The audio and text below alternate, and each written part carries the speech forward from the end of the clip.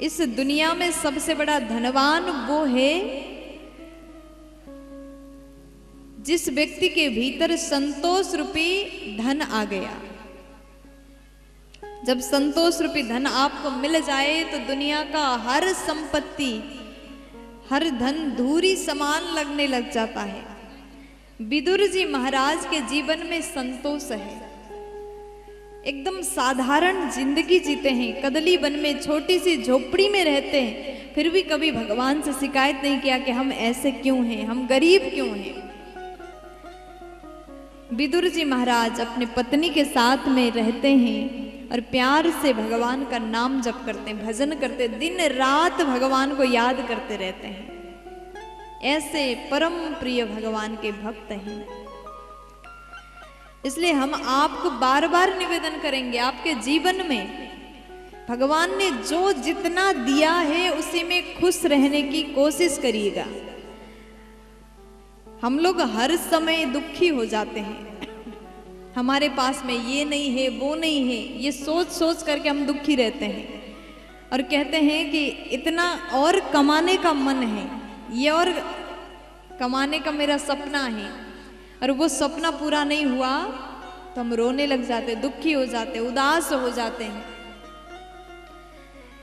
संत कहते हैं अगर जीवन में कभी आपको लगे कि हम बड़े दुखी हैं, हमारे पास कुछ नहीं है, तो ऐसे परिस्थिति में अपने से नीचे वालों को देखिएगा, जिसके पास में, आपके पास तो एक मकान तो है, उसके पास तो वो भी नहीं, छोटी सी झोपड़ी में रह रहा है, किसी भी तरीके से अपने जिंदगी को जी रहा है।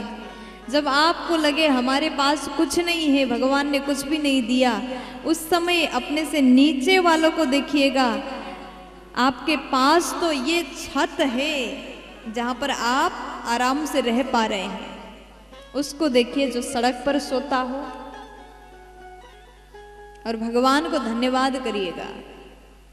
आप उससे कई गुना सुखी हैं। आपके पास मकान है, पहनने के लिए वस्त्र है, खाने के लिए भोजन है, तो आप सुखी हैं। जिंदगी में और क्या चाहिए? आप कितना भी धन कमाई करो, खाना तो वही 2 रोटी है। आपके पास कितने सारे सोना भी हो जाए तो आप सोना तो नहीं खाओगे, खाने के लिए तो रोटी ही है। रोटी खा पा रहे हो, अच्छा घर में रह पा रहे हो, सुंदर वस्त्र पहन पा रहे हो, तो इतने में सुखी होने की अभ्यास करो, संतुष्ट रहने की अभ्यास करिए। और जीवन में कभी घमंड आए, मेरे पास तो 5 कमरा वाला मकान है, तो उस समय अपने से ऊपर वालों को देखो। आपके पास तो केवल 5 कमरा है, उसके पास तो 50 कमरों का बंगला है, घर है, मकान है। जितना अभिमान था सब अभिमान खत्म हो जाएगा। हर हाल में, हर परिस्थिति में संतुष्ट रहने की कोशिश करिएगा। विदुर जी महाराज कदली वन में रहते हैं, खाने के लिए अन्न नहीं होता था, केला खा करके रहते हैं। एक दिन हस्तिनापुर में खबर आया कि आज भगवान कृष्ण द्वारिकाधीश हस्तिनापुर आ रहे हैं। नगर में हल्ला हो गया, नगर को सजाया गया, हस्तिनापुर को सुंदर बनाया। जैसे ये बात विदुर जी को पता चला, दौड़ करके अपने पत्नी के पास गए और कहा, देवी जानती हो आज भगवान आ रहे, द्वारिकाधीश आ रहे हैं। विदुरानी ने जैसे सुन लिया, अत्यंत भावुक हो जाते हैं, भगवान आएंगे और उनको हम कैसे देख पाएंगे, इतने भीड़ में सब बड़े बड़े लोग आगे आगे जाएंगे, हम कैसे भगवान का दर्शन करेंगे। उस समय विदुर जी बोले, देवी चिंता मत करो, भगवान तो हम भले ही भगवान को ना देख पाए, भगवान तो हम सबको देख रहे हैं। कभी मंदिर जाइए तो आप भक्तों को धक्का दे करके आगे जाने की कोशिश मत करिए। हमको लगता है कि हम मंदिर गए हैं तो सबसे ज्यादा आगे, सबसे आगे भगवान के बिल्कुल सन्मुख हम खड़े हो जाएं, लेकिन ये भाव भी गलत है, क्योंकि आप स्वयं आगे जाने के लिए किसी भक्त को आपने धक्का दिया, ये भी पाप है। मन में ये भाव होना चाहिए, आप मंदिर तो गए हैं, भगवान हर जगह से देखते हैं, जिनके पास में हजारों नयन हैं, जिनका हजारों हाथ है, ऐसे सर्वज्ञ सब कुछ जानने वाले भगवान तो हर जगह से आपको निहार रहे हैं ना। ये सोच करके प्रसन्न हो जाओ। आप मंदिर जाकर के केवल द्वार को प्रणाम करके भी आओगे तो भी भगवान आपसे प्रसन्न रहेंगे, क्योंकि भगवान को पता है।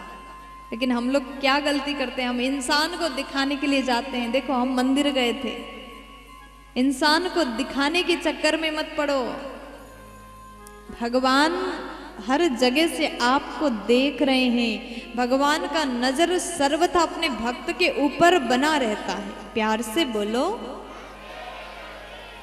अब उसके बाद में विदुर जी महाराज पत्नी से कहते हैं, हम पीछे जाकर के दर्शन करेंगे, भगवान हमको देख ही लेंगे, चिंता मत कर। अब वो दिन आया, रथ में बैठ करके द्वारिकाधीश आ रहे हैं, सब कोई स्वागत के लिए खड़े हैं।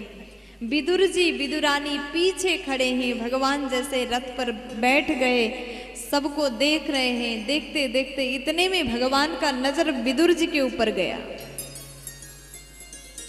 भगवान को अपना प्रिय भक्त मिल गया, वहां से नजर फिर अन्यत्र नहीं किया, हटाया नहीं।